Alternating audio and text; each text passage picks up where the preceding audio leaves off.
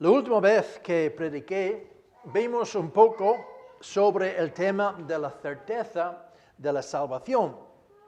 Vimos que realmente tiene que ver con el creer y confiar en lo que Dios ha dicho en su palabra y no en nuestros propios sentimientos.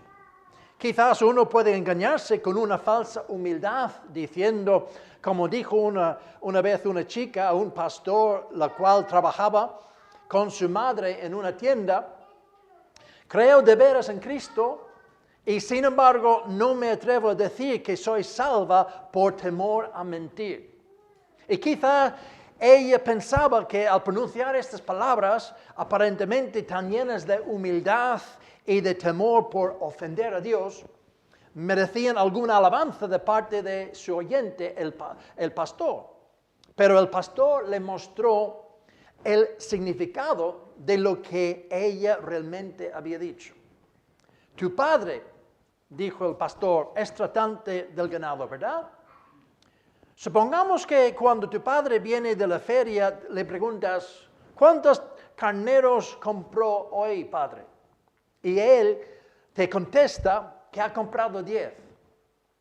Pero poco después entra un hombre en la tienda aquí y te pregunta, ¿cuántos carneros compró tu padre hoy en la feria? Pues ¿acaso contestarías diciéndole, no me atrevo a decírselo por temor de mentirle? Tu madre, que se encuentra a pocos metros de ti, escuchando la conversación, te dice con cierta indignación, pero hija, esto sería lo mismo que decir que tu padre es un mentiroso. Si fijamos en este ejemplo que le da el pastor, podemos ver claramente que este joven, con su fe tan simple, pese de su buena intención, estaba ofendiendo a Cristo. Y a hacerlo mentiroso. Cuando decía, yo creo de veras en Cristo y sin embargo no me atrevo a decir que soy salva por temor a mentir. ¡Qué atrevimiento! Pero hay muchos que preguntan, ¿cómo puedo estar seguro de que creo de veras? Muchas veces me ha esforzado por creer, he buscado en mi interior para ver si tengo fe, pero cuando más busco, menos la hallo en mí. Tenemos que tomar en cuenta de quién es este libro, la Biblia. ¿Quién es? ¿Quién es el autor de este libro? ¿Quién ha puesto estas palabras en este libro? Es la palabra de Dios. Es la palabra del Dios que nunca miente, que es la verdad misma. Si escucharás alguna noticia de alguien que tiene la reputación de ser mentiroso, y el más atrevido embustero en toda la vecindad, ¿creerías o te esforzarías en dar crédito a tal persona? Pues claro que no. ¿Por qué? Porque conoces demasiado a ese individuo para creer en sus palabras. Pero, ¿cómo sabes que le no crees?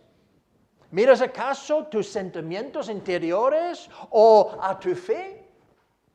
No, solo tomas en cuenta el carácter del hombre para saberlo. Pero si luego viene un vecino y que te cuenta la misma cosa, exactamente como te lo había dicho el primero, puedes quedarte más convencido de que lo que te dijo el primero era realmente la verdad. Aunque permanezca una sombra de duda en ti al recordar que este vecino te engañó una vez y sabes que ha engañado a otra persona. Entonces ya queda algo de duda todavía.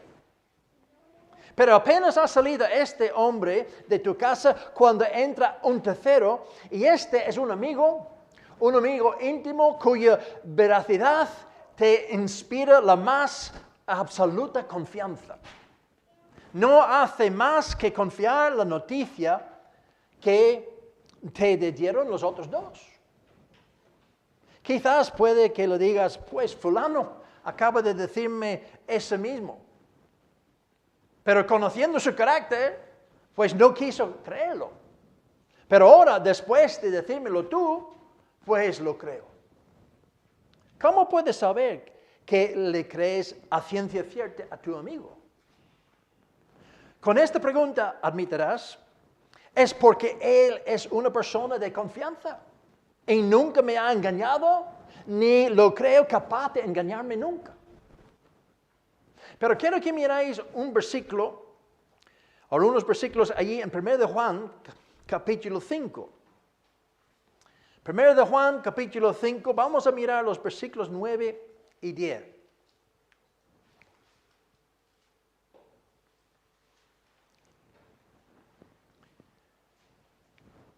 Primero de Juan, capítulo 5, los versículos 9 y 10. Dice, si recibimos el testimonio de los hombres, mayor es el testimonio de Dios.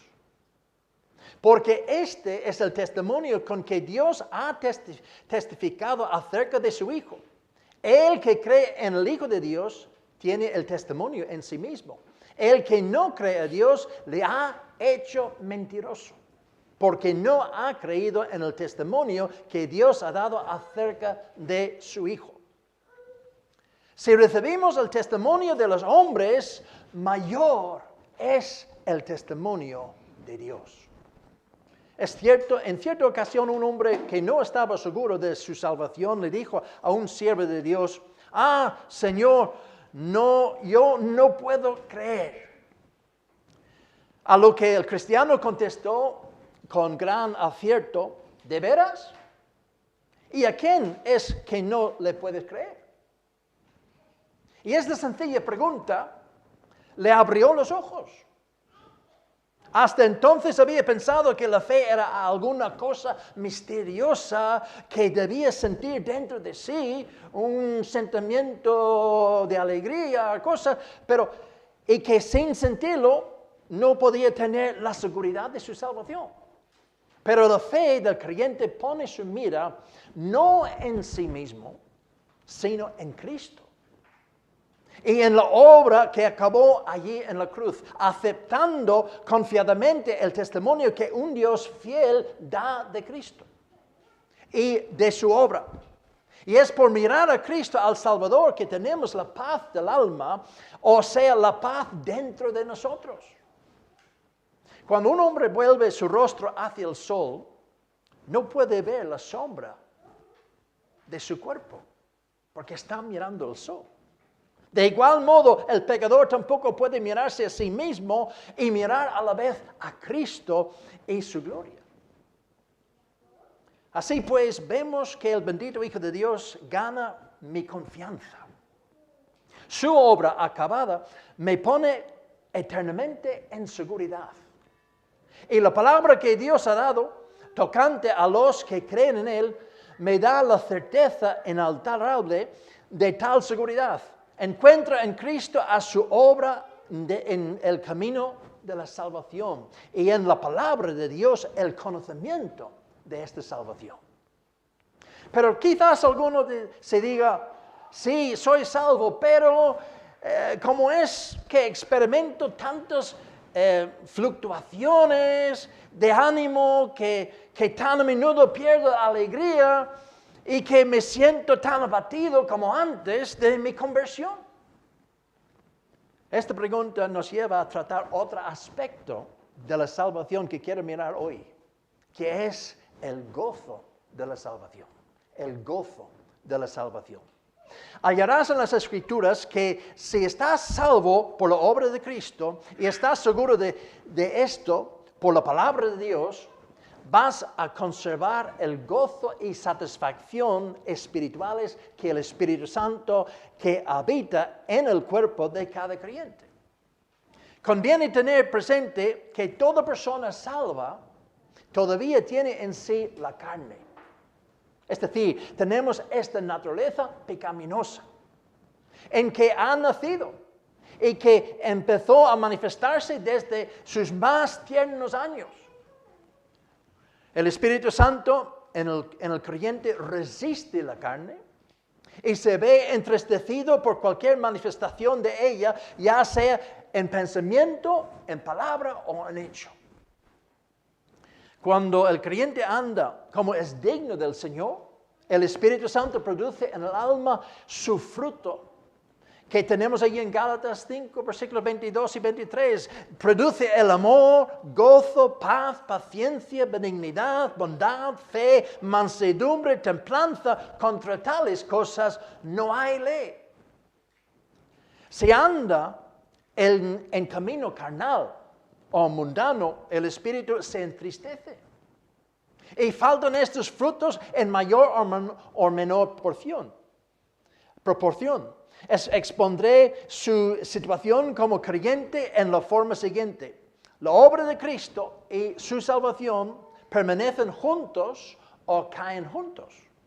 De modo de andar y tu gozo permanecen juntos o caen juntos. Si la obra de Cristo se viniere abajo o cayere en tierra, lo cual es imposible, gracias a Dios, tu salvación caería juntamente con ella. Pero cuando cometes una falta por tu modo de andar y ve con cuidado porque esto es muy posible, entonces la alegría te faltará también. En Hechos 9, versículo 31, se dice que las primeras iglesias que andaban en el temor del Señor y se acrecentaban fortalecidas por el Espíritu Santo. También en Hechos 13, 52, donde Sebe leyó antes, este último versículo de este capítulo dice, y los discípulos estaban llenos de gozo y del Espíritu Santo.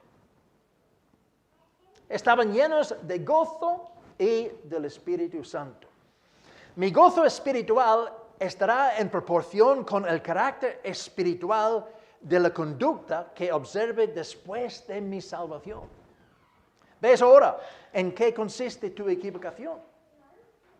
Confundes el gozo de la salvación con la seguridad de la salvación, que son dos cosas enteramente diferentes. Cuando por seguir tu voluntad o por espíritu mundano o por dejar llevar de la ira, entristeciste al Espíritu Santo y por consecuente perdiste el gozo. Creíste haber perdido también tu salvación, pero no es así. Una vez más, te repito, estas tres cosas que debes tener bien claro. La seguridad de tu salvación depende de la obra de Cristo, la obra que Cristo hizo para ti. Voy a repetirlo. La seguridad de tu salvación depende de la obra que Cristo hizo para ti. En segundo lugar, la certeza que puedes tener de tu salvación depende de la palabra de Dios dicha a ti. En tercer lugar, el gozo de la salvación depende de no entristecer al Espíritu Santo que habita en ti. Si tú, como hijo de Dios que eres, entristeces al Espíritu Santo, tu comunión con el Padre y el Hijo quedará, de hecho, interrumpida, rota. O lo menos por algún tiempo. Y hasta que reconozcas y confieses tu pecado, aquella comunión y el gozo de que va seguida, no te serán devueltos. Por ejemplo, tu hijo ha cometido un acto de desobediencia. Su semblante manifiesta que ha hecho algo que no debía. Media hora antes disfrutaba paseando contigo por el campo, admirando lo que tú admirabas, alegrándose con lo que tú alegrabas. En otras palabras, estaba en comunión contigo. Sus sentimientos y gustos eran comunes con los tuyos. Pero al desobedecerte, cambió todo. Y el niño desobediente tiene que sufrir su castigo. Y en su semblante hay la manifestación de la tristeza de su corazón. Tú le aseguras que le perdonarás al momento de confesar su falta, pero su orgullo y terquedad no le permiten hacerlo. ¿Qué se ha hecho con la alegría que gozaba solamente media hora antes? Ha desaparecido por completo. ¿Y por qué causa? Porque la comunión que existía entre tú y tu hijo se ha interrumpido. ¿Qué se ha hecho del parentesco que existe media hora antes entre tú y tu hijo? ¿Ha desaparecido también? ¿Se ha roto? ¿O se ha interrumpido? Claro que no. Su parentesco contigo depende de su nacimiento. Su comunión contigo depende de su conducta. En desenlace de esta escena lo prueba. El niño con corazón humilde te confiese toda su culpa sin dejar nada por decir. De tal modo que comprendes que él aborrece la desobediencia y su culpa como tú mismo.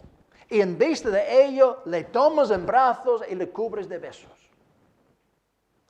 ¿Ves qué cambio se ha verificado en el rostro del niño? Ha recobrado el gozo porque ha recobrado la comunión con su padre. Cuando David pecó tan gravemente, en el caso de la mujer de Urías, no dijo, vuélvete tú mi salvación. No, vuélvete el gozo de tu salvación. Continuemos nuestra supuesta historia y llevamos el caso un poquito más allá. Supongamos que mientras tu hijo está sin dar muestras de querer renovar la comunión contigo, se va a la cama enfadado, y tú también. Pero luego, medianoche, se oyen alrededor de la vivienda las voces de tus vecinos que gritan, ¡incendio, incendio, fuego, sal de allí! ¿Qué va a hacer? ¿Qué va a hacer de tu hijo? ¿Vas a dejarlo en la casa para que sea consumido del fuego y sepultado entre los escombros? Imposible. Lo más probable es que él fuera la primera persona que sacarías afuera y que pondrías a salvo. No hay duda. Y es que tú sabes perfectamente que el amor del parentesco es una cosa y que el gozo de la comunión es otra muy distinta. Ahora bien, cuando el creyente cae en el pecado, la comunión con el Padre está temporalmente interrumpida. Y le falta el gozo hasta que con corazón arrepentido se vuelve al Padre y le confiese sus pecados. Entonces, fiándose en la palabra de Dios, sabe que Dios lo perdona de nuevo porque la palabra declara terminantemente que si confesamos nuestros pecados, Él es fiel y justo para perdonar nuestros pecados y limpiarnos de toda maldad. Pues bien, amado Hijo de Dios, ten siempre presente estas dos cosas. Primero, que no hay ningún lazo más fuerte que el del parentesco. Y en segundo lugar, que nada hay tan delicado como el lazo de la comunión. Todo el poder y el consejo de la tierra y del infierno reunidos no pueden anular al primero. Mientras que un deseo torpe o una palabra frívola basta para romper el segundo. Si estás entristecido sin saber la causa, humíllate delante de Dios y escudriña tus caminos. Y cuando hayas descubierto al ladrón que te ha robado el gozo, sácalo de una vez a la luz y decir, confiesa a tu pecado a Dios, tu Padre, júzgate a ti mismo, sin la menor reserva, por la escasa vigilancia que habías ejercido sobre tu alma y que ha permitido que el enemigo entre sin resistencia. Pero no confundas nunca la seguridad de tu salvación con el gozo de la misma. Sin embargo, y eso es muy importante también, no imagines que el juicio de Dios sea un poquito más suave para el pecado del creyente que para el que no cree. Dios no tiene dos procederes distintos para tratar el pecado. Él no puede pasar por alto los pecados del creyente, como tampoco pasa por alto los pecados de aquellos que rechazan a su Hijo. Pero entre ambos casos hay una gran diferencia de que Dios, conociendo los pecados del creyente, hizo provisión para ellos. Y fueron todos cargados sobre el Cordero que Él mismo provió, colgado en la cruz del Calvario. Allí fue visto, discutida y resuelta una vez para siempre la gran cuestión de la penalidad del pecado, cayendo el castigo que merecía el creyente sobre su bendito Hijo, su bendito sustituto, el bendito Hijo de Dios, quien llevó Él mismo nuestros pecados en su cuerpo sobre el madero, como dice Pedro, 1 de Pedro 2, versículo 24. El que rechaza a Cristo tiene que sufrir el castigo de sus pecados en su cuerpo, en el lago de fuego, para toda la eternidad. Algo espantoso para pensar. Mas cuando el que está salvo cae en falta, la cuestión del pecado en su aspecto criminal no puede ser suscitada de nuevo, ya que el mismo juez la resolvió de una vez para siempre sobre la cruz. Ya su crimen fue pagado allí en el Calvario. Pero la cuestión de la comunión se levanta dentro del alma por el Espíritu Santo. ¿Cuántas veces el creyente entristece a ese Espíritu? Permíteme, para concluir, que me valga otro ejemplo. Es una hermosa noche de luna llena y parece brillar con mayor claridad que el costumbre. Y dos hombres están mirando atentamente una laguna en cuyas tranquilas aguas se ve la luna reflejada perfectamente. Y uno de ellos le dice a su amigo que está a su lado: qué brillante y redonda está la luna esta noche, qué silencioso y majestuoso sigue su curso. Y apenas acaba de pronunciar estas palabras, cuando su amigo arroja una piedra en medio de la laguna, y claro, las aguas empiezan a moverse, pero el otro exclama: ¿qué es esto? La luna se ha hecho pedazos y sus fragmentos chocan unos contra otros en la mayor confusión. ¡Qué tontería! Le replica el que arrojó la piedra. Míralo allá arriba. La luna no ha sufrido cambio alguno. Solo son las circunstancias de las aguas que la reflejan las que han cambiado. Y creyente, aplica a tu caso esta sencilla figura. Tu corazón es como la laguna. Cuando en el corazón no das cabida al mal, el Espíritu de Dios toma las perfecciones y las glorias de Cristo y te las revela para tu consuelo y gozo. Pero en el momento que escoges un mal pensamiento o bien sale de tu boca una palabra ociosa, el Espíritu de Dios empieza a turbar las aguas.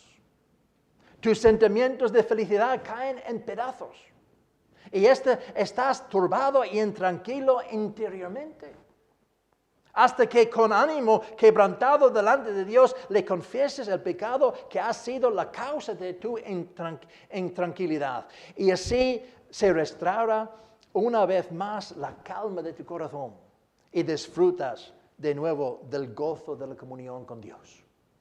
Pero cuando tu corazón se halla intranquilo, pregunto yo, ¿ha sufrido algún cambio la obra de Cristo? De ninguna manera. Tu salvación, por lo tanto, tampoco ha cambiado. ¿Ha cambiado la palabra de Dios? No, de cierto que no. Pues entonces la certeza de tu salvación tampoco ha sufrido en lo más mínimo. ¿Qué es, pues, lo que ha cambiado?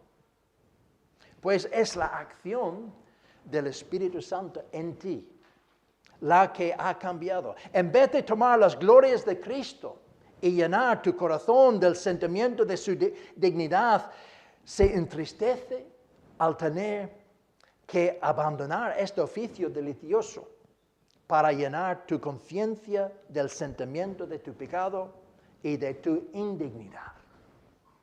El que priva de su consuelo y gozo hasta que tú condenes y resistas lo que Él condena y resiste. Cuando esto ha acontecido, la comunión de Dios, la comunión con Dios queda nuevamente restablecida. Quiere el Señor concedernos que seamos más y más celosos de nosotros mismos, a fin de que no demos ocasión de contristar al Espíritu de Dios, con el cual fuiste sellados para el día de la redención. Querido amigo, por débil que sea tu fe, ten la seguridad de que el bendito Salvador, en quien has depositado tu confianza, jamás cambiará. Jesucristo es el mismo ayer, hoy y por los siglos. La obra que Él acabó no cambiará jamás. Todo lo que Dios hace será para siempre. Sobre aquello no se añadirá ni se quitará. La palabra que Él ha pronunciado jamás cambiará. La hierba se seca y la flor se cae, mas la palabra del Señor permanece para siempre. Así pues, el objeto de tu fe, el fundamento de tu salvación es el mismo. Es el mismo. Es la base de tu certeza. Son por igual eternamente inmutables. No cambian, nunca cambiarán. Te ruego que te vuelvas a Dios en tu corazón y le respondas a Él mismo, sea Dios veraz y todo hombre mentiroso. El que recibe su testimonio atestigua que Dios es veraz, es decir, que dice la verdad. Ojalá que la gociosa certeza de poseer esta salvación tan grande llene nuestro corazón, que llene tu corazón también, querido hermano o hermana, ahora y hasta que el Señor venga de nuevo. Que el Señor nos ayude a tener esta certeza, que nunca hagamos nada para entristecer el Espíritu Santo y que el gozo del Señor sea realmente nuestra fuerza para seguir adelante contra todo lo que el mundo puede echarnos en cara. Gloria a Dios si tenemos a Cristo, ¿quién contra nosotros? Que el Señor nos bendiga. Amén. Amén.